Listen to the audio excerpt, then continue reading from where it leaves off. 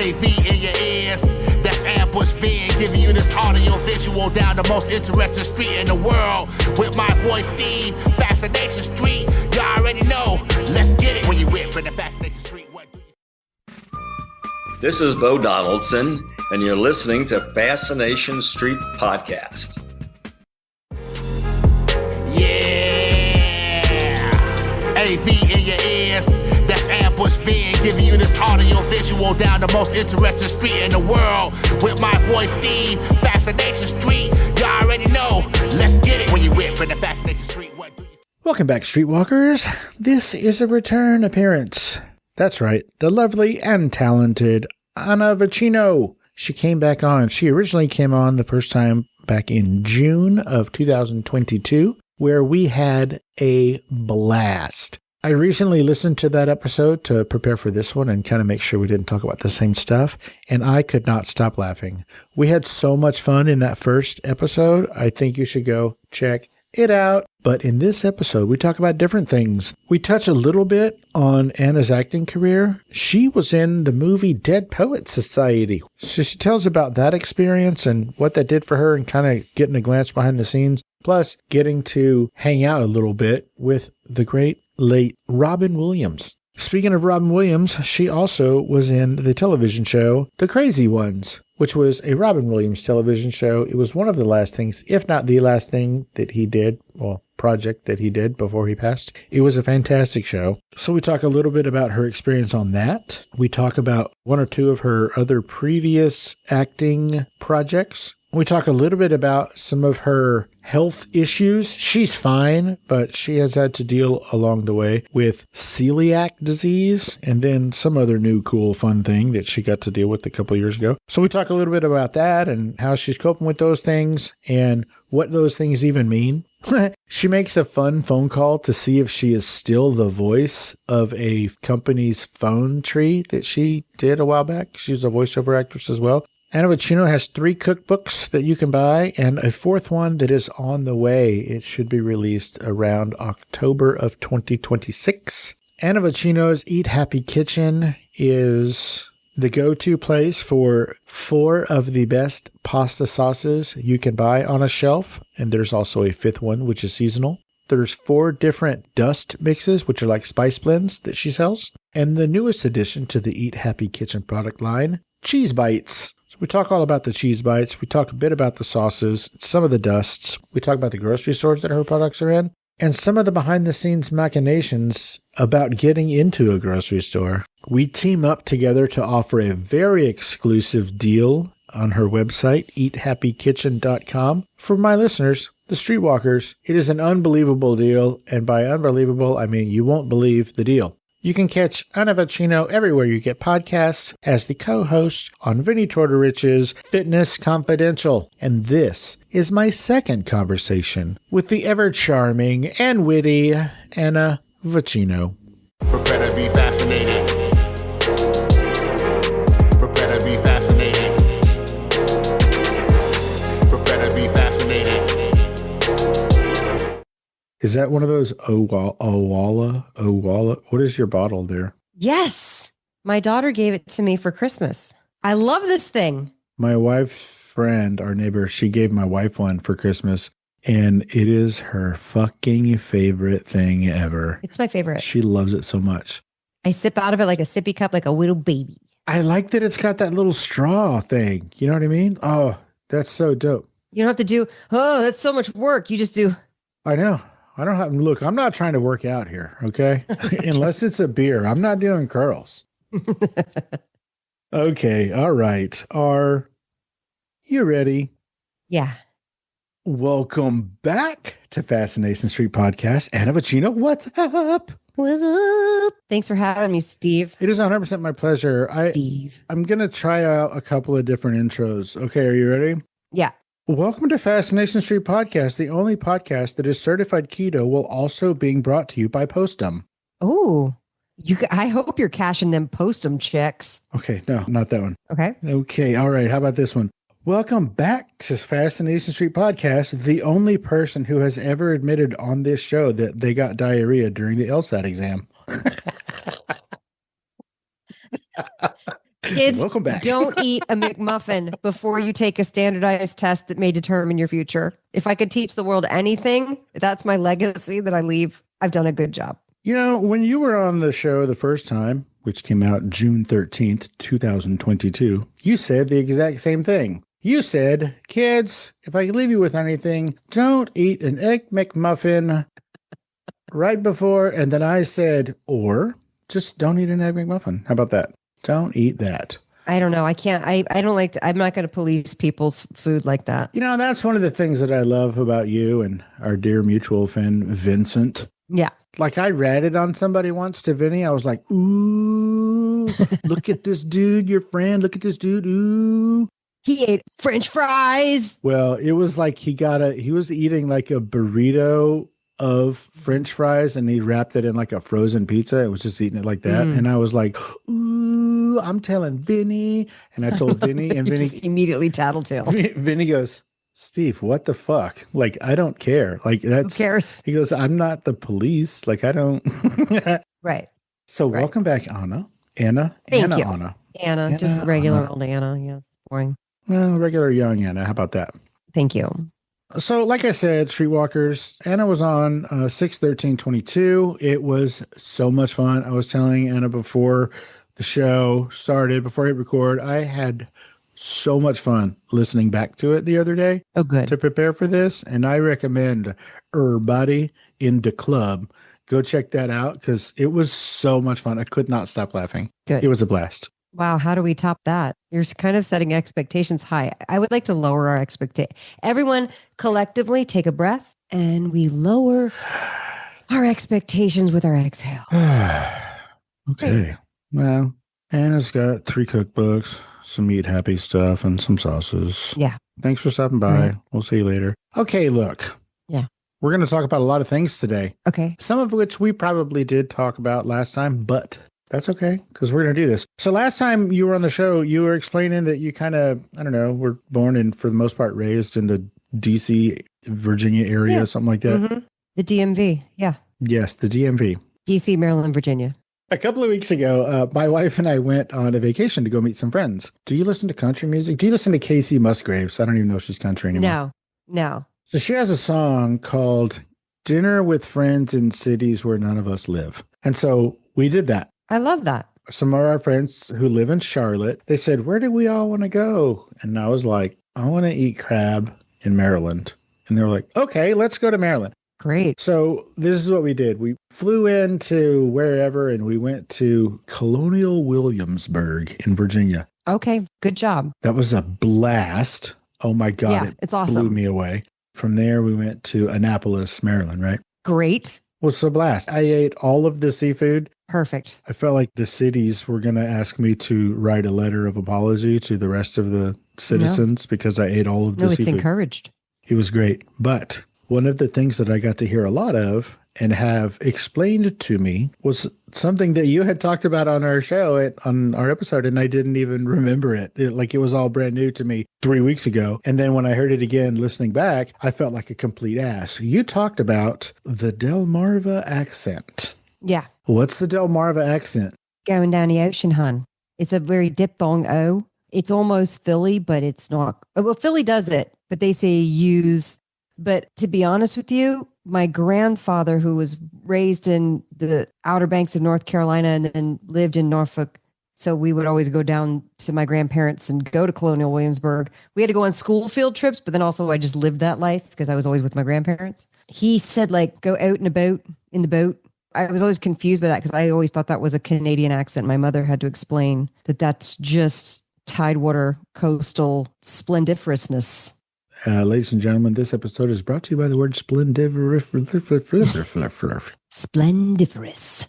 So yeah, we had a blast, and the Delmarva accent was it in full effect? It was on full display, as a matter of fact. Good. I'm glad my people represented. Oh boy, did they. They brought it. Great.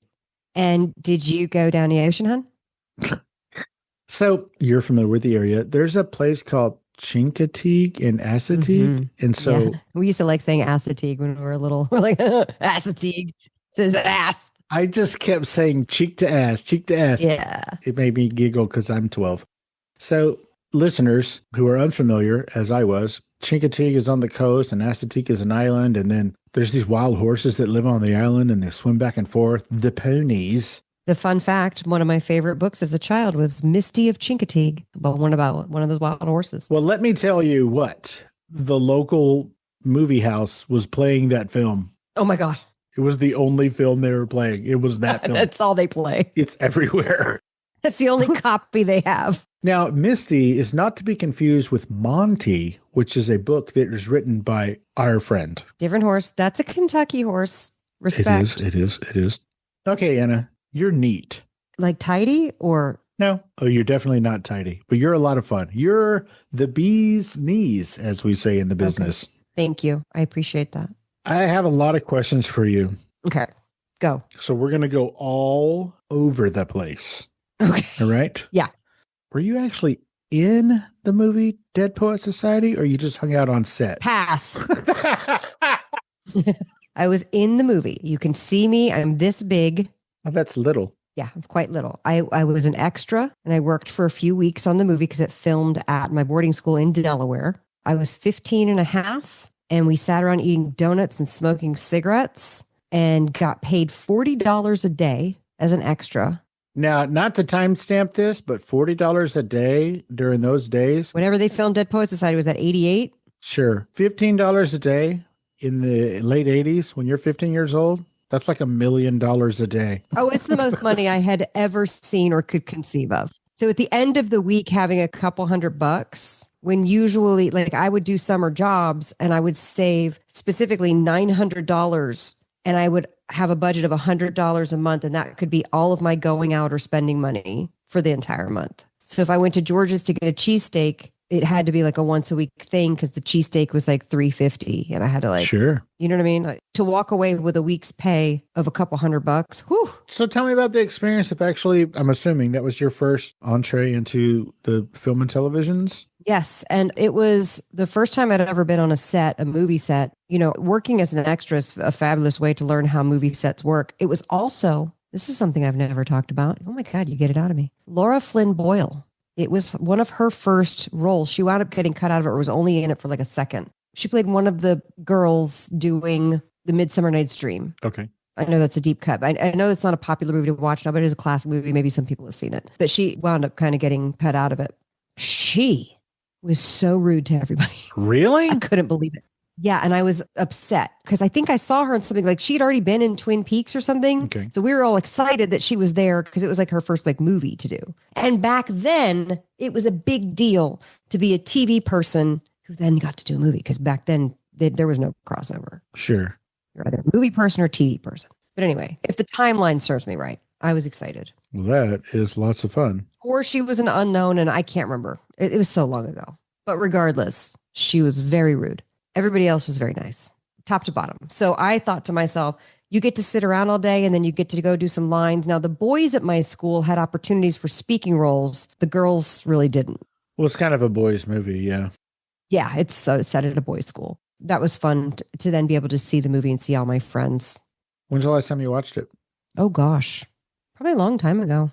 You should watch it again. It holds up. Yeah, it does. And Robin Williams is a delight. And of course, we cornered him. And I was in the concert choir at the time, and 4 of us cornered him and sang him some sort of song in 4-part harmony a cappella. And he listened very sweetly and intently. And then when I worked on the other ones in 2010, I believe. The crazy ones? The crazy ones, sorry. In 2010, 2012, 2013, somewhere in there. 2014, I don't remember years. I told him that story, and we talked about his experience in shooting Dead Poet Society.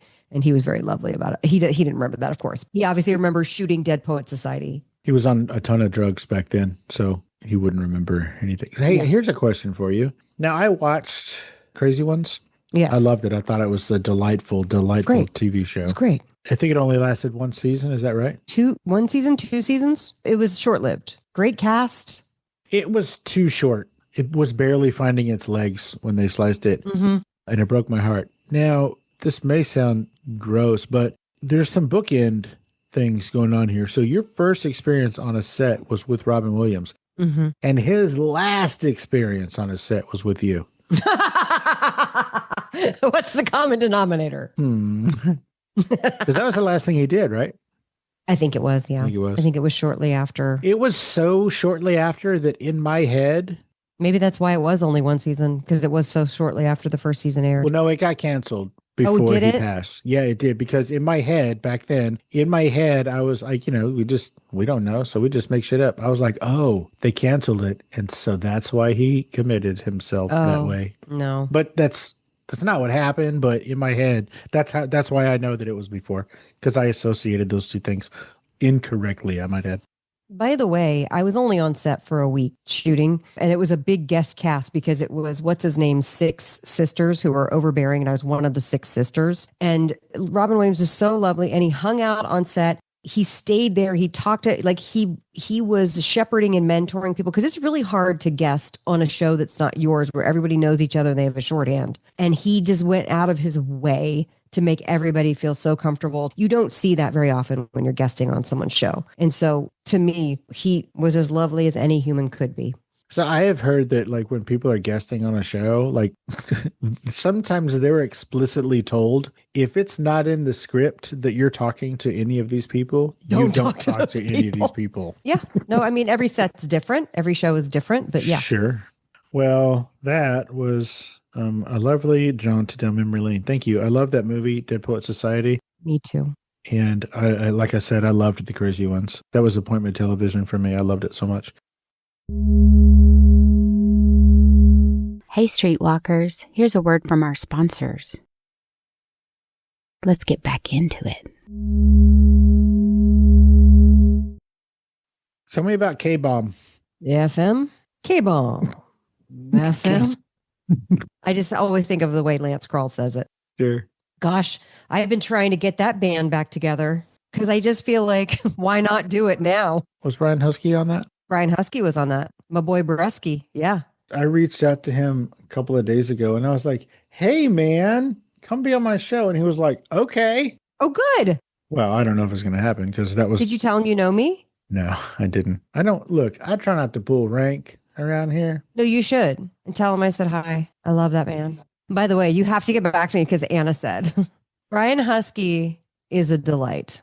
He's a national treasure. He's the man who's been in every damn show and people don't even know. They don't even know. You break your finger scrolling through his IMDb. Everything from the Sonic commercials to Veep. Oh, he's fabulous.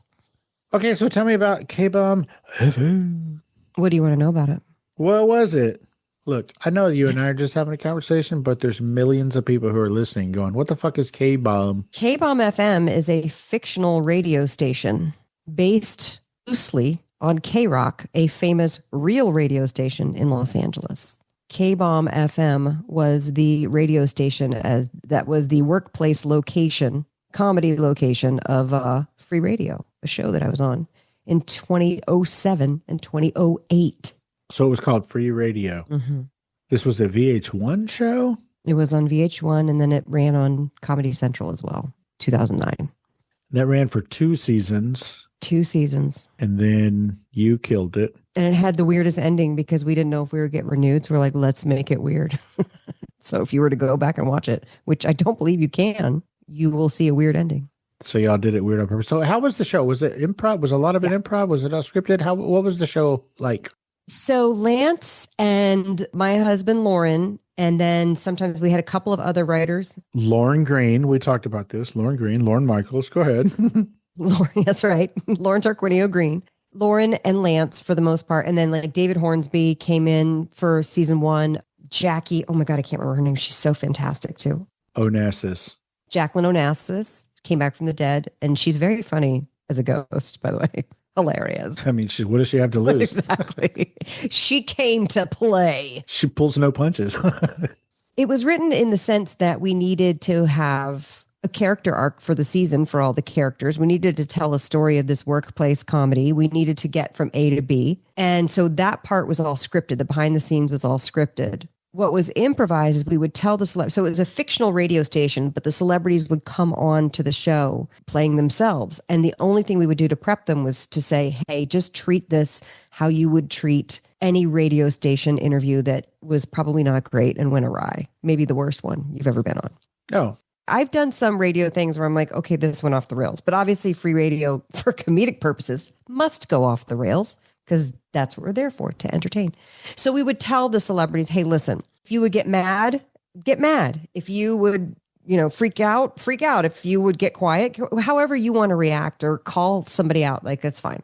Anything goes. And then if we needed to reshoot some things, we'd reshoot some things. There would be certain story points within the improv that we would have to get to. And then certain things like there's a story point where Lance adopts a dog, but it turns out he actually stole it from a homeless guy. And the dog has a humping issue. And we were having John Stamos on that episode. And we talk about how hot John Stamos is. We wanted to ask John Stamos, would he be okay if the dog, because the dog can hump on command with the trainer there. Would it be okay if the dog humps John Stamos' leg because he's so hot? The dog as an actor. The dog as an actor. Will hump on command. Yes. But he only can do it like 2 or 3 times and then he's... So we didn't want to ask John Stamos from the jump. Like we got to make sure that like he's cool with like he's enjoying himself on set, yada, yada. And he did, and he allowed that to happen. And so our dog violated John Stamos. And it was very funny. Unrelated, right after he filmed that, that episode, John Stamos went and did a yogurt commercial. It was so weird. He's Greek. I mean, by the way, he did that show. John Stamos did the show because our director is Greek. Do you know this about the Greek people? They're the most tight-knit community. They're amazing. The only reason that show even went anywhere and did anything was because of the Greeks. I love the Greeks. And the Italians and the Greeks traditionally have beef. Not me. I love the Greeks. Well, traditionally, the Greeks have lamb. Thank you for making it literal. You're welcome. I did not know that. Yeah. About the tight-knitness of the Greek community. The Greeks, they have their own like media publication. Like they'll say like, hey, this guy is doing this thing. And then the Greeks will all turn up for it. It's an amazing community. I love the Greeks. So do you hear that, John Stamos? I'm Greek. Come on the show. Remember I told you that my wife and I went to visit some friends in cities where none of us live? Yeah. The wife of that couple, she's Greek. The only restaurant that we went to that wasn't wall-to-wall seafood was a Greek restaurant. And it was awesome. She got to pronounce everything for me. It was so fun. She got to recommend stuff. Oh, I had a blast.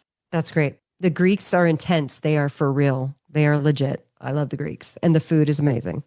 Oh, for sure. I don't understand why anybody would be a political consultant for one day, much less 8 years. And the fact that you had to learn a whole section of the law in order to take that job. We didn't talk about this the last time. We did a little bit, but I just want that face. She's not excited about talking about this, folks. No, I don't like this topic. Well, guess what? We don't talk about politics.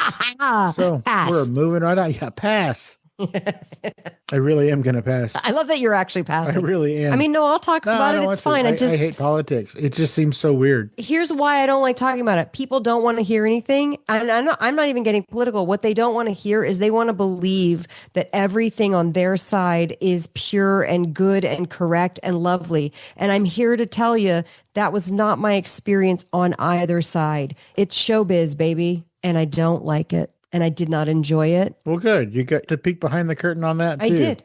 That sucks. Yeah. That really must have fucking changed your worldview. It did. And I think that because all of my family works in politics or policy or government job, you know what I mean? I'm from that area. It's a one-horse town. Even my dad, who doesn't live there, is a professor of political science and public administration. My family's ensconced in public service and doing the whole thing. And it's great. Why? I don't know. That's what they like to do. I don't know.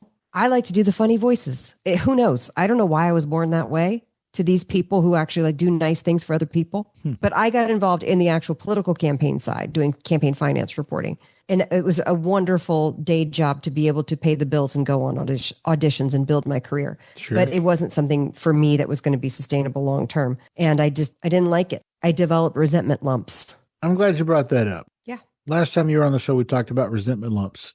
Yeah. Don't ever do something that develops resentment lumps, folks. We're not really going to go into that, Yeah. but you listeners can go back and listen to it because it is the most bizarre and intriguing thing I've heard about in a while. That's my theory. I'm a doctor. I'm a doctor of resentment lumps. Since we spoke last, Yeah. Have you had any more resentment lumps since then? And also, No. part B of this question. Oh, maybe. Is a full hysterectomy count as a resentment lump? No, that means they broke the Okay. mold. They just cracked me in half, took out the bits, and then put me back together. My mom had one of those after I was born, and I always said, after they made me, they broke the mold. They broke the mold. So did Vinnie moving 2,600 miles away from you give you new resentment lumps? No, not at all. I love that for him, especially because he's living in one of my favorite places in the world. And I know he's really happy there. Why would Vinnie moving give me resentment lumps? Because he moved away from you. It gave me resentment lumps, and he actually moved closer to me, I think.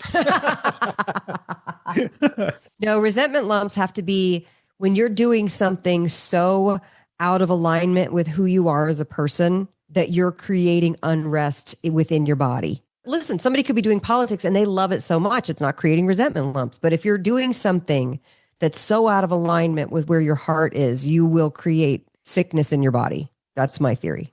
Speaking of sickness in your body, feel free to pass.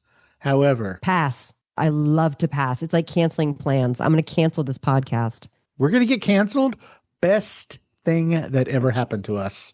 A couple of months ago, you got diagnosed with yet another autoimmune disease. Care to share with the class? Couple of years, yes. Was it a couple of years? Yeah. I was diagnosed with celiac in 2002, and the only known, not cure, but way to maintain it is to not have gluten. So just don't have gluten and it won't inflame your immune system and everything will be fine, right? Well, it's not. When you have autoimmune, sometimes you're prone to get other autoimmune diseases. And sure enough, I had my routine colonoscopy and they tacked on an endoscopy. They don't do it at the same time in both ends. Sure. They don't do it at the same time. However, they said we can give you one of the alls, like Demerol or Propofol. I don't know, one of the opioid-based things. And I said to them that those, first of all, they don't work on me and I don't like the side effects. You don't need to do it. I'll just be awake. And they're like, ma'am, we need you to not be awake. And I was like, ma'am, I'm going to be awake. And so I was. So during the colonoscopy portion. So you were awake for both of them? Yeah. Okay. I've been awake for 2 out of my 4 endoscopies. What about your hysterectomy? Were you awake for that? No, thank God. No, thank God. Woo! That was a tough one. No, I'm glad I was not awake for that. But I was awake for the colonoscopy and I did the whole fasting thing. So the thing that got me was that I made the guy turn the TV screen around because I wanted to see what he was looking at and ask him questions. I'm awake. Let's do this. He was visibly annoyed. He was just watching free radio on VH1. Yeah, he's trying to watch his stories. And I'm all like, how does my colon look? Is it pink? But anyway, so they said the good news is your celiac is completely, like the damage from your celiac is completely reversed. And I wasn't surprised at that. I not only eat gluten-free, I eat grain-free, you know, I don't even do it. And even if there's some cross-contamination, it's not enough to where there's damage in my system. But he says the bad news is you developed a second autoimmune disease called leukocytic colitis, which just means an inflammation of the colon where there happen to be white blood cells present. They don't know why. They don't know what the white blood cells are fighting. That's what leukocytic means, right? It means white blood cells. Leukocytic just means presence of white blood cells, which means it's fighting off some sort of infection, but you're not infected. It's the body fighting itself. And I said, okay. And he goes, well, if you get really bad diarrhea, call us and we'll call in steroids. And I was like, oh, yeah, I'm not going to do that. Okay, so why do you have an aversion to steroids? I got to know this. I heard you talk about it once. Why no steroids? I don't have an aversion to steroids. Here's where I said, okay, yeah, that's fine. Send me the prescription. I'll just fill it and I'll have it. So if I have like a bad episode or whatever, I'll take it. I am not opposed to taking steroids. I had to take steroids when I was voicing NBC and I got the first round of COVID that I got Omicron. And so I had to take steroids in order to be able to speak because in my business, if you're not available, somebody else takes your job. And I was like, not on my watch. They have to fire me or kill me. So I had no problem taking steroids. I'm not opposed to steroids. But what the doctor said is the course of steroids, it's a 7 to 12 week long course of steroids. Jesus Christ. And I was like, oh, that I'm not going to do. That is a lot of steroids. Wow. Okay. So I don't think I've had any flare-ups since then. I think I've been fine. Well, who would know if not you? Exactly. I don't think so. But I'm like, is it my diet? Is it my lifestyle? Is it the fact that I had a hysterectomy and I got a bunch of bad stuff out of there? I don't know. I don't know, honestly. I do know that if you need answers, you have to keep looking for them. So if that's something that's an issue, because I know a lot of people suffer from IBS, Crohn's disease, colitis, SIBO, C. diff, all the things. There's a lot of gut issues and they're really debilitating for people. So I don't blame them if they have to take a 7-week course of steroids, but it wasn't for me. Cool. Well, thank you for sharing. I appreciate your candor. Thank you for allowing me to explain leukocytic colitis to the world. Oh, sure. Hey, Streetwalkers, here's a word from our sponsors. Warning. Not listening to Fascination Street podcast may cause unexpected side effects. Side effects may include sudden fits of boredom, irrational curiosity about everything you missed, the inability to name your favorite podcast interview, spontaneous ignorance of obscure celebrity stories, talking to coworkers about nothing because you didn't hear the latest episode. Other symptoms may include excessive use of the phrase, "Wait, what happened?" Chronic seriousness with no trace of laughter or delight, unexplainable urge to scroll aimlessly instead of being entertained. In rare cases, not listening may lead to wandering aimlessly through podcast apps, overexposure to true crime reruns, and thinking you're cooler than you actually are. If you find yourself experiencing any of these symptoms, stop what you're doing immediately and download Fascination Street Podcast. Ask your podcaster if Fascination Street Podcast is right for you. Spoiler alert, it is. Let's get back into it. Now, you mentioned that for at least a time, you were the female voice of NBC. Mm-hmm. Are you still? No. Do you hear any women on that network? I don't have regular TV. The answer is no, you do not. Oh, you don't? Nice. And now I know that at one time you were also the voice for Belk department stores. Are you still? I was. No, that was years ago. Like in-store announcements or? It's the Belk One Day sale. Oh, okay. I still do right rug flooring. And they have the music rights to the Jesus Jones Right Here, Right Now song. Whoa, what did that cost? I know. I was like, I feel like that would be expensive. Yeah, I feel like that would be expensive too. Right? Every time I hear like a song that I've heard of on an advertisement, I'm just like, what did that cost? Yeah. I feel that way watching The Bear. I was watching The Bear. I was like, what are they paying in music rights? They pay all the music rights monies. Yeah. We're watching, I guess, whatever the most recent season is right now. I'm on season 3. No spoilers. Okay. I watched the whole thing and I have no idea what happened, so I couldn't spoil it if I wanted to. It's fine. I just watched you try to contextualize it. And it was funny. You were like, eyes rolling you were back sorting in my through head. like, wait, what did I watch? I don't know. Did I have a It's a stroke? guy. He's tortured. He's a chef. His family is very loud. They are, for sure. Mm-hmm. Do you still do work for Lexus Financial Services phone tree? I don't know. Should we call it and see if it's still my voice? Oh my God, that'd be amazing. What is my payment? Hold on, let's see. Oh, you're not really going to call it, are you? No, I'm going to call it and see. You know the number? I don't know the number. I'm going to Google it. Oh. Lexus Financial Services phone number. Should I allow Google to use my location? I don't see how that's relevant to the question you asked. Okay, don't allow. I did not allow it. I wouldn't. Like Google doesn't already know where you is. Okay, see if it's me. Español, prima nueve. Not the Spanish one. Okay, you ready? This is super fun for your audience. Could you hear it at the beginning? But yeah, hold it up to the thing again. Lexus Financial Services. Para español, oprima nueve. If you reside in an area impacted by the recent natural disaster, Definitely not me. That's not you? to take advantage of a payment. That's an AI voice. To learn I think more, that was when you had speak with the representative. Omicron. To be monitored or recorded for quality. In order to direct you to the correct place, please let us know what you are. There you go. So it's still you. Still me. Listen, you never know when you get replaced on those jobs. They don't tell you. Okay, this is a weird question, and I don't want any numbers, but do you still get paid on that? No. IVR is a per hour situation, per half hour. No resids, huh? No resids. There's no resids on video games, That seems weird. which is horse hockey. Yeah, because they make some bank on video games. Video games make more money than movies. That's wild. I made my insurance last year because of residuals off of movies. Thank God. Really? Yeah. What is the movie that you get the biggest residual on still to this day? Oh, You're All Dead Poets, is that? no, definitely not on that. Gosh, I don't know. I haven't checked because it's direct deposit. I need to look. I remember seeing some for Divergent. That's a big one because I voice matched 2 people in that, Kate Winslet and Maggie Q. Divergent. That was a big YA novel. Yeah, is that like one of the three? Like it was a three-parter thing or no? Yeah, maybe. But no, there's that Hunger Games is probably what you're thinking, but like Divergent's like another one of those kind of dystopian future YA novels. Yeah, I think there was 2 or 3 of them or something. Oh, cool. Well, good for you. Good. I Well, actually make the most residuals off of one episode of It's Always Sunny in Philadelphia. Which one? I don't know. I did it in like 2011 or 2009. I don't know. Hey, aren't you friends with Rickety Skickets or Skickety Ricketts or what's his name? Yes, that's David Hornsby. Yeah. We know each other. No, you're friends. I haven't seen him in a while. I hate saying like we're friends. I mean, Best friends. yes, I could text him and be like, "Hey, what's up? We're best friends. We vacation together." That's what I tell everybody. I'm like, oh, Vinnie Tortorich? Yeah, he's my best friend. He's borrowing my kayak. Okay, that's great. Oh, is it Steve the kayaker now? No, I got, when Vinny was on the last time, I got him to go ahead and tell me that I could have the kayak that he handmade. Oh, you got him to commit to that? Well, I mean, verbally, yeah. Very persuasive. Yeah, I mean, after he's dead, but yeah. Oh, he's going to leave it to you in the will? Yeah, and he says I got to go get it. So I've never asked for Vinny to leave me anything in the will. Maybe I'll ask him to leave me his Ken Onion knife sharpener. Or, and hear me out, Okay. you can ask him to leave you any of his companies.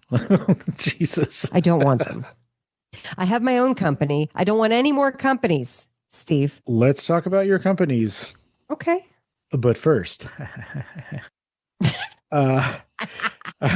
you are. You're the most fun to talk Thank to. you. I think everyone else needs to take Steve lessons. I could not agree more.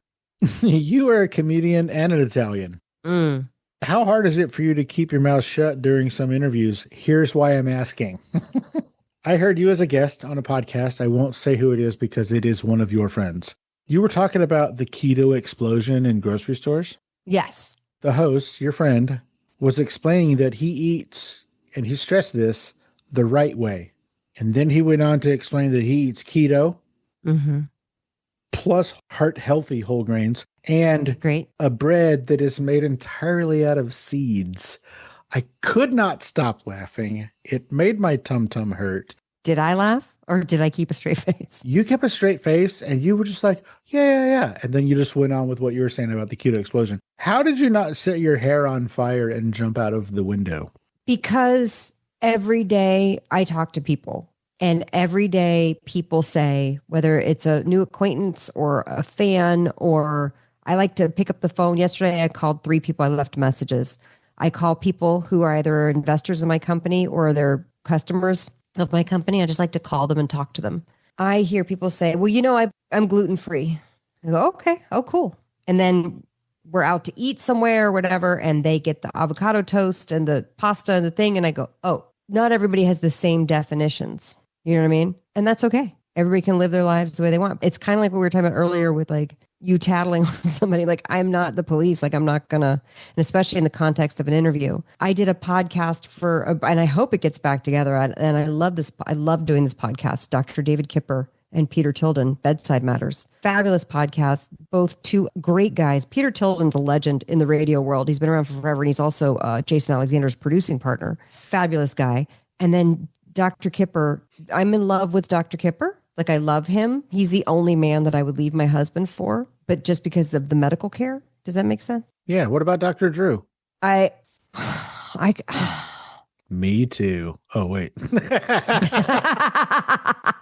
I would. Dr. Drew's pretty dreamy, but Dr. Kipper is like, he's that doctor that you wish every doctor was. He just listens. He has good ideas. He's a problem solver. He looks like we talked about it at length publicly, how he read between the lines with Eric Idle's blood work numbers. Eric Idle from Monty Python. We interviewed him on Bedside Matters.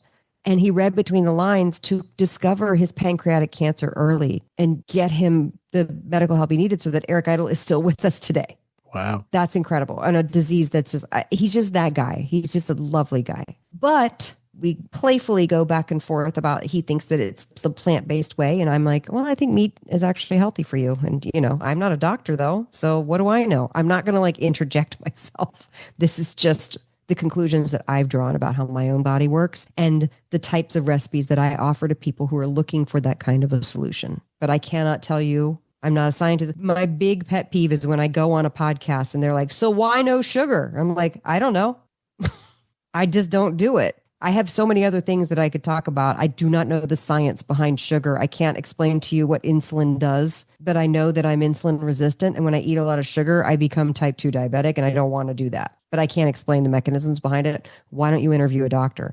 I'll tell you how to get your whole kitchen ready and make killer food and hopefully have a lot of fun in the process. And I'll tell you how to run a food company when you're beating your head against the wall against traditional food companies, but I can't speak to the science of all this sciencey stuff. So I probably was like, okay, I'm not going to sit here and be like, you know what, you shouldn't, heart healthy grains aren't healthy. Like, I'm not going to do that. I'm not going to Hermione my guest position, if we could turn that into a verb.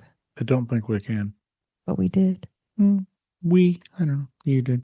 I committed. One more question real quick about Fitness Confidential. With your friend and my friend, Vinnie Tortorich. Yes. Vinnie often says this sentence, and I need to know if he's doing it on purpose, because, again, it makes me laugh until my eyes hurt. Vinnie often says, quote, I have worked with tons and tons of morbidly obese people.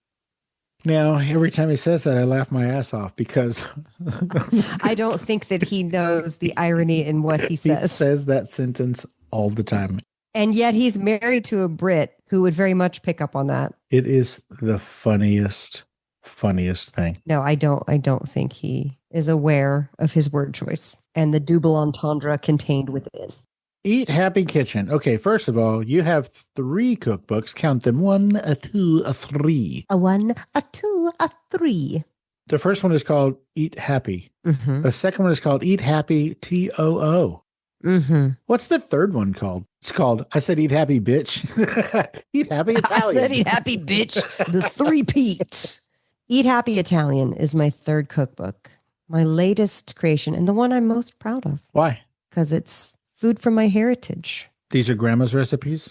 Yeah. Eat Happy has a lot of recipes from my Southern heritage. Eat Happy Italian is from the Italian side of the family.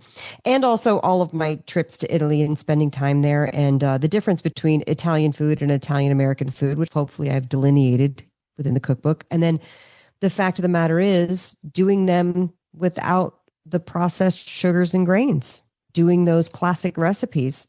There's a guy in LA named Merrill Schindler. Merrill Schindler, he has that kind of just very large energy, he's a food guy. And he interviewed me when this book came out and it blew his mind that you would ever have Italian food without any pasta. Like it's just, he can't wrap his brain around that paradigm. So I understand that that's a tough pill to swallow. But when people are trying to lessen their carbs and they do want to enjoy some Italian food, hopefully my book will be sitting there waiting for them. So is that a correct statement? There's no pasta dishes in this book?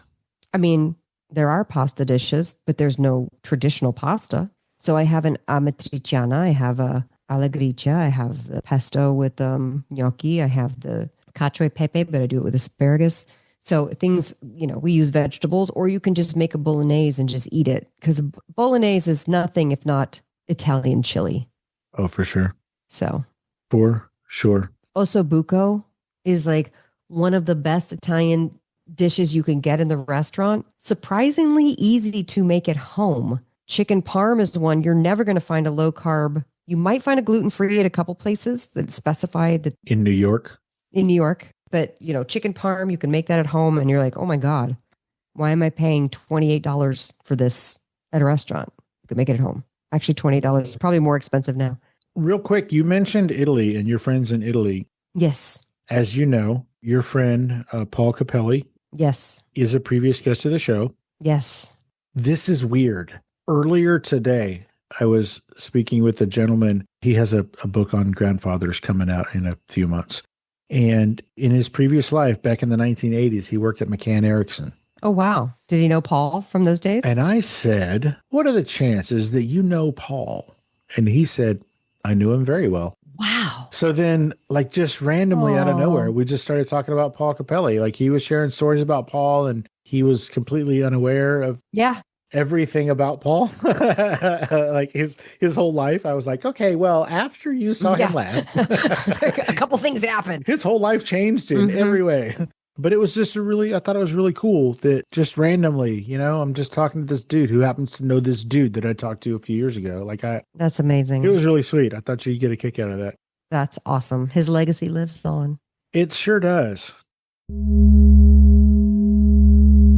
Hey, Streetwalkers, here's a word from our sponsors. Let's get back into it. Good God, finally. Let's talk about your stuff. So you have 3 books out, and we can get them everywhere where books are sold, or can we only get them from you? Amazon, Barnes & Noble. Where do people buy books? Amazon. Nobody buys books. So we can get... Oh, Nobody buys books. They still buy cookbooks. They like to have cookbooks on the shelf. They don't use them.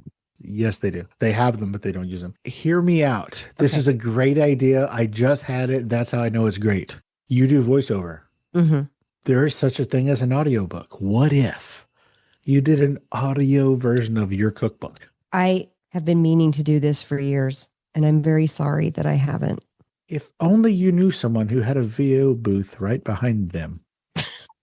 You mean a booth that I could walk in and record my... Here's the thing. I need to do it. And I need to figure out, because there's a whole... And I figured this out several years ago, I think during COVID, when I was interviewed on a podcast about cooking for the blind, for the disabled. But there's a whole community. I mean, there's cooking for the disabled. That was the theme of the podcast. But one of the main interviewers was blind. And he said, no, there's a whole cooking community, cooking for the blind. And he's like, I want to figure out a way to do the cookbook, and then they can get it for free. Not you, Steve. Son of a bitch. You'll pay retail. Oh, you'll pay all right. Yeah. Well, that sounds like a really sweet idea. You should do it. It's just one of those things. There's no time. I got to do it. I got to make the time. There's no time. Has a VO booth in her house. No, I'm trying to grow this other company. This company. Eat Happy Kitchen. Okay, why did you do Eat Happy Kitchen? So I did Eat Happy Kitchen because somebody called me, a podcast listener called me and said that he lost 80 pounds cooking out of my first book and that we should do my marinara. And I said, doesn't everybody make their own? And he said, no, they don't. He goes, have you been to a grocery store and seen the pasta sauce aisle? I said, I've been to all the grocery stores. I've never walked down the pasta sauce aisle. Yeah, you're like, why would I? I just said I'd make my own. Why would I do that? I've literally never seen it. They sell Rayos now. They sell Rayos at Costco. I know Rayos. Don't yell at me. They've sold Rayos at Costco for years. I know Rayos because I would go to the restaurant in LA where Johnny Roast Beef still is the host. I never went to the New York one. I went to the LA one. So we went back and forth. I said it had to taste good. All of this stuff comes from like places I'd never expect. And I've since outgrown that manufacturer. Congratulations. Thank you.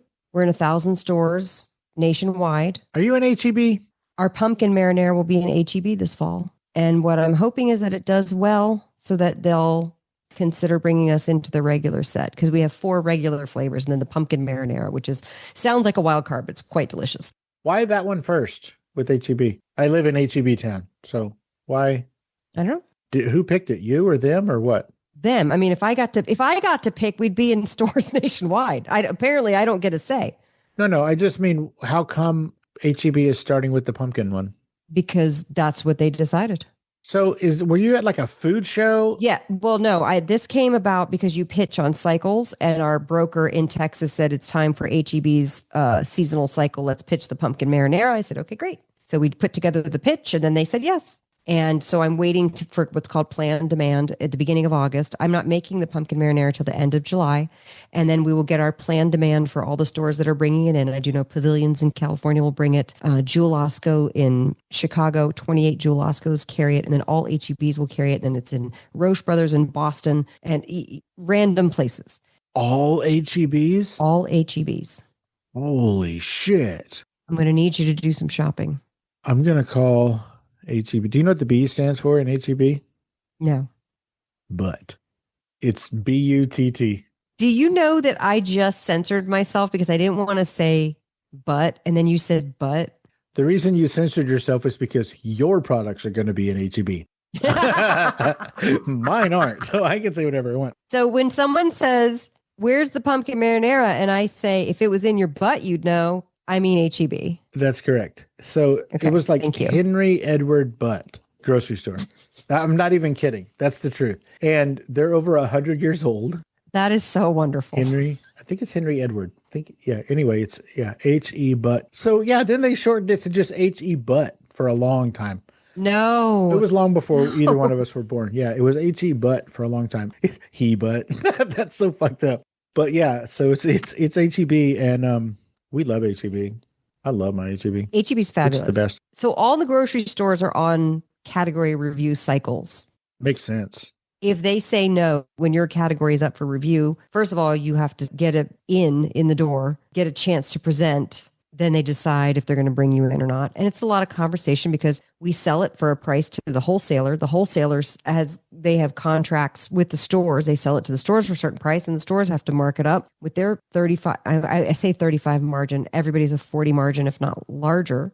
So it's a lot. Then on shelf, the consumer knows that prices have gone up, but they don't really see paying more than $10 for pasta sauce. Well, our pasta sauce costs a lot of money, especially when you put in all these steps. So it's a lot of conversations that have to happen, a lot of wheeling and dealing. And then if they say yes, that's awesome. That's great. You get on shelf. You have to have planned discounts. So whenever you see anything on sale at the grocery store, that is the brand paying for it. That is not the grocery store putting things on sale. So that's a cost that we eat. So not only are we selling it to the grocery store for 30% of what I sell it for online, I now have to eat 15 to 25% of that in what's called trade spend. So putting things on sale, but this is what it requires to do. And so that's why you see people on Shark Tank raising millions of dollars for their food brand in order for them to go nationwide. To be able to push food out across this country is a tremendous effort and very expensive, especially with a heavy product like sauce. We're just starting with our cheese bites right now. So I don't know the snack category like I know grocery now, for having done grocery for 4 years. So I'm very curious to see how that goes. But we're launching, like we do everything direct to consumer first. We get to get the feedback from the people, and then we start pitching. We have a few grocers we're going into for cheese bites, but we start to pitch those larger accounts as their category reviews come up and have those conversations. And again, the cheese bites are just cheese and spice. So it's, again, a very premium product. There's no fillers. There's no grains. There's nothing to try to inflate the bottom line or save on any sort of margin. It's really nice, high quality food. So we have to see, will somebody who's looking for a better for you snack, are they going to be willing to pay $6 a bag on the grocery store shelf? We'll find out. On the cheese bites. Yes. I had a food person on a while back. My question for you on your cheese bites, they come in a bag, a sealed bag, I would imagine. Yeah. Is this bag filled with nitrogen? Probably. They have to puff the bag up. So you don't know? I don't know. Cool. Tell me about the cheese bites. How many is in this bag? 2 ounces. I don't know. How many pieces is that? Because you said they're kind of like cheese balls, right? Like little puffs. They take the cheese, little cut up cheese chunks, and they bake them. They like flash bake them. And then while they're warm, they roll them in our spice blends. So they're seasoned. So when I bake cheese, it melts. Right. But when you bake cheese, it puffs. Because they're doing it like a flash technology. Okay. I signed an NDA, so I can't exactly say the exact technology. Sure. No, I don't care about the technology. But you're right. It's based on, I would cut up cheese in little squares at home, bake them, but I would bake them slow. And then they get kind of crispy and bubbly. And then at the end, I would take them out and put the spices on them and then take them off out of the oil that had baked off the cheese and set them on a paper towel to dry. And then I have a little chip. And I noticed it's like when I do cheddar and I put the barbecue dust on there, it tastes like a barbecue potato chip. Or when I did Monterey Jack and I would put our ranch on, it tastes like a Cool Ranch Dorito. So that's kind of what started it. So then I had to call companies that did cheese because I wanted to do the flat. I wanted to do the chips. And there wasn't the technology to do it the way that I do it at home. So I was like, do we need like a conveyor belt with like the heat doing the thing? And no. And then another company that does do it, they said no to me because they're trying to build their own brand. And I understand they have 60% burning. So they throw away 60% of their cheese they have to throw away. And I'm like, that doesn't seem cost effective at all. No wonder these things cost $9 at Whole Foods. Then another company, they said, we can do it, but we have to put in some flour, some either brown rice or quinoa or chickpea or tapioca or whatever. And you said, fuck quinoa. I was like, oh, I'm the no sugar, no grains lady. We're not doing that. Fuck quinoa. And then I had another company say, yes, but we're not going to do chips. We can do it this way. And I was like, great. I love that way. When I tried their samples, I was like, that's fabulous. Let's go. So happy accident. Eat happy accident. When can we look for these available? Are they available right now? They're available now at eathappykitchen.com. Nice. And what did you say? They're $6? How much are they? They're $6 a bag Plus shipping. plus shipping. But what we're doing is we're having a 9-pack variety pack so people can try all 3 flavors. They come in 3-pack boxes. We can't do smaller fulfillment. We would lose our shirts. Sure. So we have to do 3-pack boxes. So we're doing a 9-pack variety pack, and it works out to about $4.50 a bag. Cool. So Eat Happy Kitchen, you have, do we call them cheese bites? Is that what we're calling them? Cheese bites. Yeah. You have cheese bites, 3 flavors.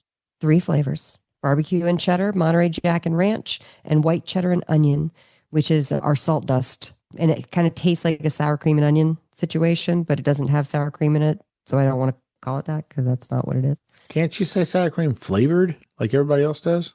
Listen, there are all kinds of things that I feel like everybody can say. And then when I try to say it, compliance, like, you can't say that. Yeah, but that's talking about racial slurs. We're just talking about. Oh, sour cream flavored is off the table. It's offensive now. So you also have pasta sauces. Now, if I understand this correctly, That's how we started. Yeah. your pasta sauces are unique in the fact that they have in them, you make them with HGH, CBD, neurotropics, lion's mane, and olestra. Is that right? There's olestra in there? But put Olestra first. The olestra's, because That's the O in EVO. EVO. Oh, excuse me. I'm just kidding, listeners. She doesn't have any of that weird garbage in her pasta sauces. You have 4 pasta sauces? Yeah, we have a marinara, a pink crema, which is my version of a vodka sauce. By the way, I love vodka. I'd rather save it for my martinis. I've never understood a vodka sauce. You need some cream. You need some freshly grated parm. Now you have a pink sauce. I just had another brilliant idea. Oh, God, what? Your pink sauce, what do you call it? Pink crema. You should have a pink crema martini. So like a pink Mary. No, just pasta sauce and vodka in a shaker over in a martini glass. With a whole wedge of parm as the garnish. Oh my God, now I'm hungry and thirsty. Yeah. Okay, so you have Pink crema, marinara, puttanesca, which is a red sauce that adds olive, caper, onion, oregano, red pepper flake. It's like a sort of savory, umami, briny situation. That one won Pasta Sauce of the Year in the 2024 Shelfie Awards. Oh, where's your shelfie? Did you make that? No, but apparently the people at Startup CPG, they must have little molds that they just made this. No, that is rude. That is really cool. I love it. Thank you, Startup CPG. It is so cool. It looks like the Target brand name of their generic stuff. Oh, the arrow. Yeah, I can see that. It's more actually pink in real life. It looks more pink.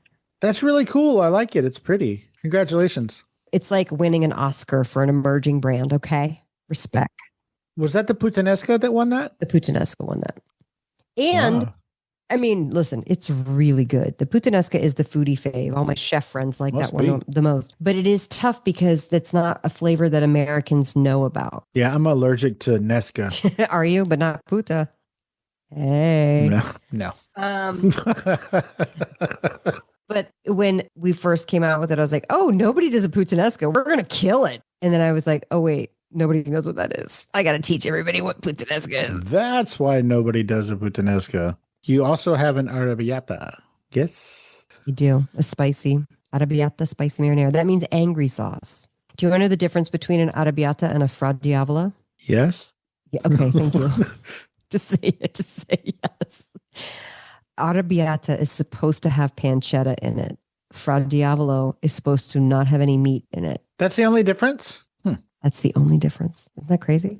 However, our arrabbiata does not have pancetta in it because I'm not paying some USDA inspector. You put your own pancetta in there. So it's not an arrabbiata.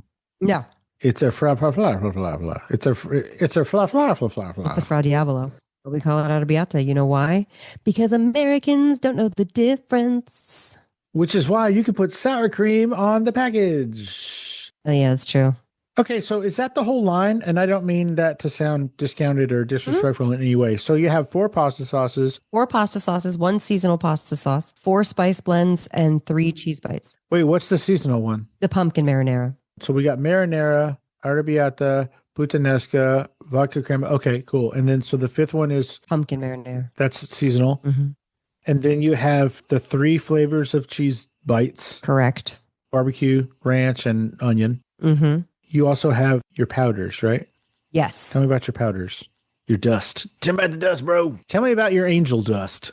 Taco dust, ranch dust, salt dust. This is on its way. This should be here in August. What does that mean, should be here in August? Well, these are coming from China, going directly to our manufacturer who's putting the blends in. So what you're saying is the containers. The containers. Okay.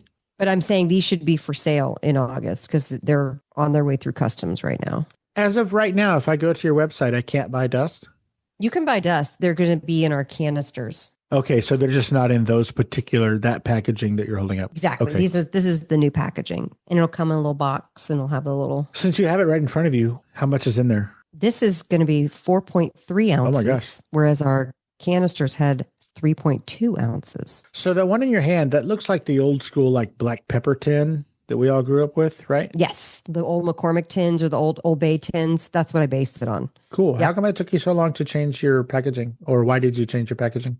We changed it because, and I actually really like our old packaging, but it didn't translate on grocery store shelves. People know what a spice tin is. This is more recognizable. This has been an R&D for 18 months. It takes a long time when you decide to do a repackaging. Wow. So then you think, if I'm going to repack, like we did our labels, it took forever, and we're still working through the old inventory, and it's not that old. The labels for your sauces, you mean? Yeah, it's not that old. It's from a few months ago, but like it just takes a while to work through all that stuff. But also when you think of repackaging, it's a lot of like, that bugs me. I want to fix that. I want this. I want that. You have to like mull it over. Then you got to work with a designer. It's a lot. And then you find out, we can't do it this way or we can't do it that way. And then you got to find the right partner. Nobody makes these tins domestically. Nobody. They're all outsourced overseas, which is a bummer. I'd much rather make these domestically and have them available and not have to have a 4 to 6 month lag time. Not to mention if you happen to order before Chinese New Year, you're screwed. But we found very good people. I'm excited about it. Hey, Streetwalkers, here's a word from our sponsors. Hi, guys. I'm Vinnie Tortorich. I'm the guy that has the Fitness Confidential podcast and the book by the same name. I've started a few companies, but I just started a company called NSNG Foods, and our first product is Ultra Fat. What's that? You say fat? Oh, yeah. It's got fat in it. It's got ultra fat. And the reason we call it ultra fat is because it also has electrolytes. So this is something you want to take when you're on the move, taking the nation and the world by storm. We have the coffee almond with coconut and vanilla. We also have the one with coconut, vanilla, and almonds with no coffee. So you can go check it all out, nsngfoods.com. Now go listen to my good friend Steve Owens because he knows what he's talking about. Let's get back into it. So we got 4 sauces plus a seasonal. We have 3 cheese bites. And is it 3 dusts? 4 dusts. 4 dusts. Mm-hmm. What are the dusts again? It's taco dust, ranch dust, salt dust, and barbecue dust. barbecue dust. Okay. Tell me why the salt dust? Is that the one that mimics sour cream and onion or no? Well, it does when it's mixed with white cheddar and in the cheese bites. But I have been obsessed with seasoning blends since the 80s. There are a few in particular, Jane's Crazy Mixed Up Salt and Trader Joe's Onion Salt, and then a few others that I've just loved. And I have been making my own version of that at home with mostly salt, pepper, onion powder, garlic powder, and a couple other dry, like whether it's dried green onion, dried chive. I put that in every marinade. I put that in every salad dressing. I could not find a clean bouillon. Bouillon has like maltodextrin or Of course it just is. some sort of fuckery in it. And so I've been using that as a flavor starter. And so then I was like, I use this in everything. Instead of salt and pepper, I use this that I created. Again, this is more of an educational thing. I got to educate people on it. But once you start, you're like, oh, that's great on eggs. Oh, it's in my salad dressing. Oh, I put it in my chili. Like it's really good. To have a clean flavor starter is awesome. So I'm obsessed with the salt dust and it's caught on. So that's good.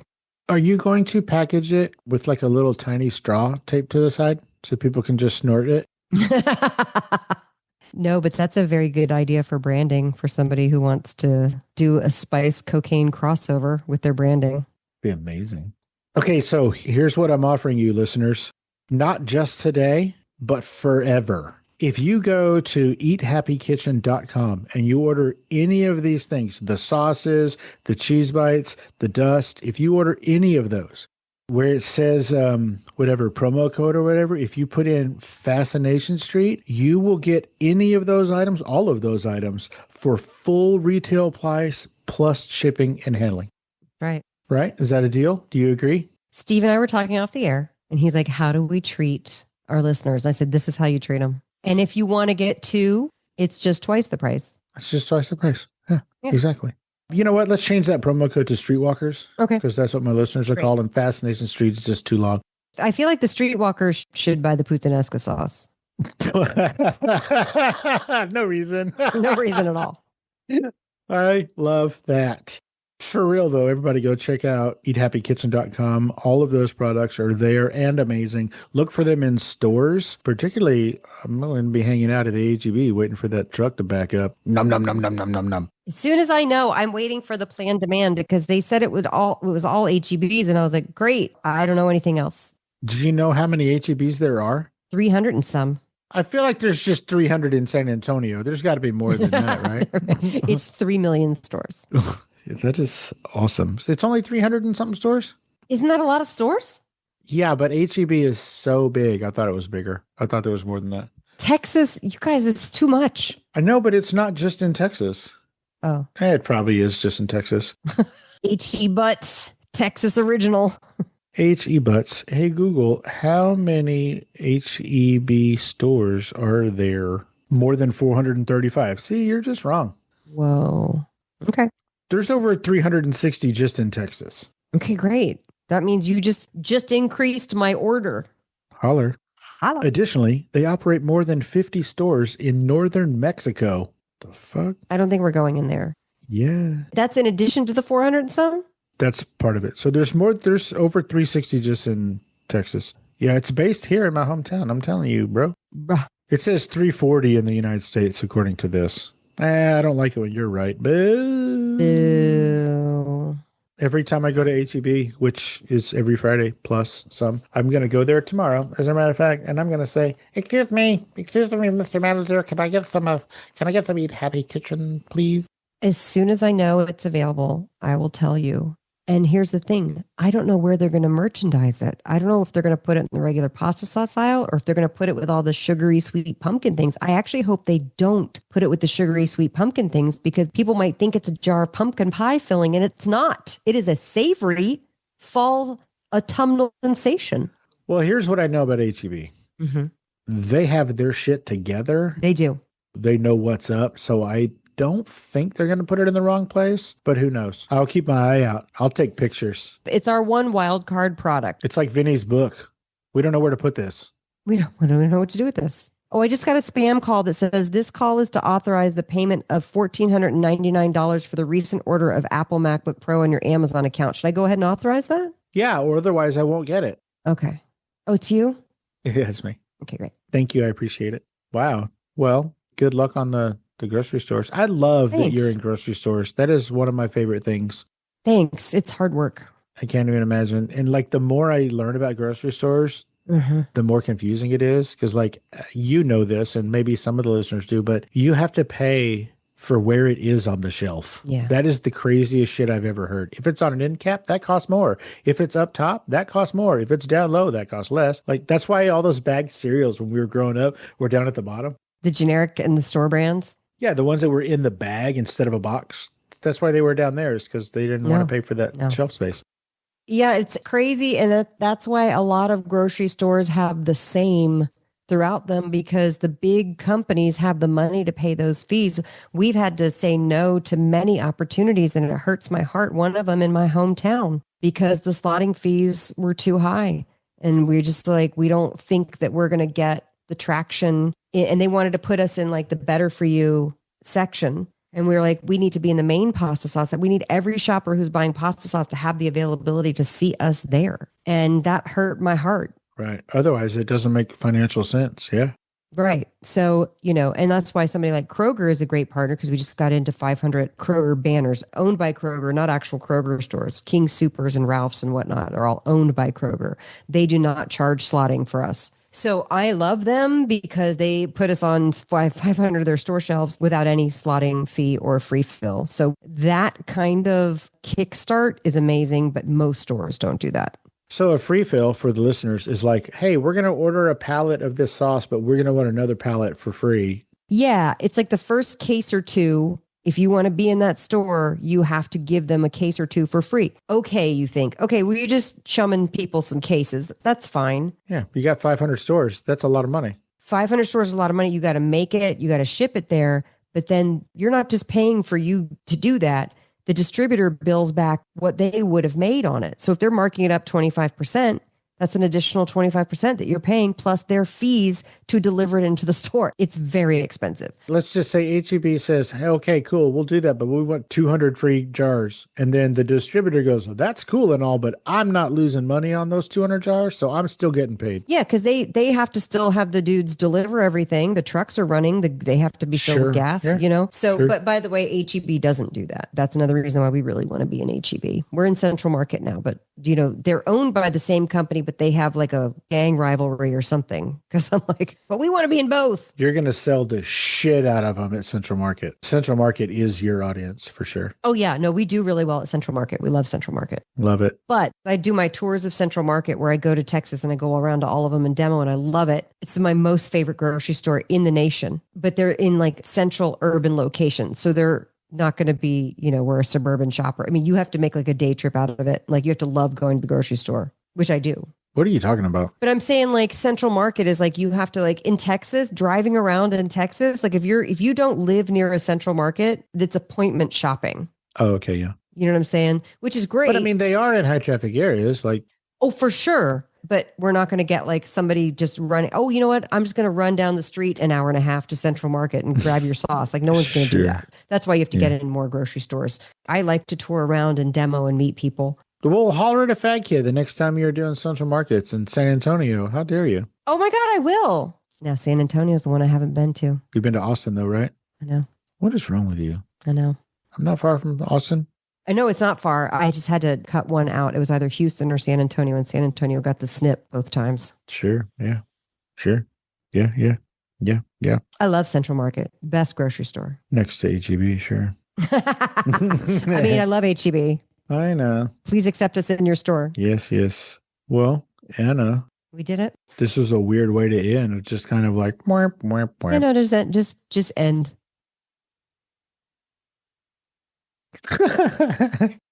Anna Vocino, tell everybody where they can find you on the social medias. EatHappyKitchen.com. I also have tons of free recipes at annavocino.substack.com, and you can find me anywhere. Now, I heard that on your Substack, that is the only place that you will release recipes that are not in a cookbook. Is that right? That's correct. Nice. I love that perk. That's really cool. Yeah. I love it. And I put a lot of recipes on there. Plus, I finished my 4th cookbook. Those are all new recipes as well. You have a 4th cookbook coming out? Mm-hmm. When? October 2026. What the And it will be happy hour. Eat happy hour? Drink happy. Drink happy bar. There are a lot of cocktails in there. Is one of them a vodka sauce? No. Martini? No, but I'm going to put that in the bonus content. Steve's Pink Parm Martini. Yeah. Fascination Street Parm Martini. We'll call it the Streetwalker. Yes, we will. Did you tell everybody about your social medias, your Instagrams and whatnot? Anna Vocino. Just Anna Vocino on all the things. Anna Vocino. Just Anna Vocino. Anna Vocino on all the things. Where can people listen to you on a weekly or bi-weekly basis if they just want to hear the dulcet tones? I am on the Fitness Confidential podcast with Vinnie Tortorich every Monday, whether I like it or not. Whether you like it or not, you know you like it. I do. Listeners, you're familiar with Vinnie. He has been on once or twice or 6 times. Wow. This guy. We enjoyed it. Is there anything we didn't talk about or I didn't ask you about besides that 4th cookbook that you specifically wanted to talk about today? Did we cover the big bits? Yeah, for sure. It's great. For sure? Yeah. We talked about Delmarva accents. We talked about puttanescas. We talked about Olestra. We touched on Olestra. Gross. Gross. Gross. Okay, well, here's what I'm going to do. I am going to hang up on you. Great. You're all cool. Great, because I have to pee. And thank you so much for taking the time out of your busy day. And thanks for having me. Thank you for interrupting me. I appreciate it. Hey, Can do. Thank you so much for taking the time out of your busy day and your hectic writing yet another cookbook schedule to hang out and let us get to know you a little bit better on Fascination Street. I appreciate you. Thank you so much. I just feel like we've had 10 endings to this show. Can we just end it? Well, we had like 4 beginnings. Yeah, I'm going to leave all of those in. Okay. Thank you, Steve. Thank you so much, Anna. Bye. Thank you. Bye. Bye. Bye. I really hope you reconsider and you do cut it off after me saying just end.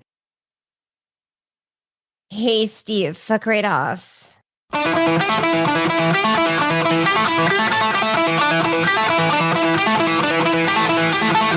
Opening music is the song FSP Theme, written, performed, and provided by Ambush Vin.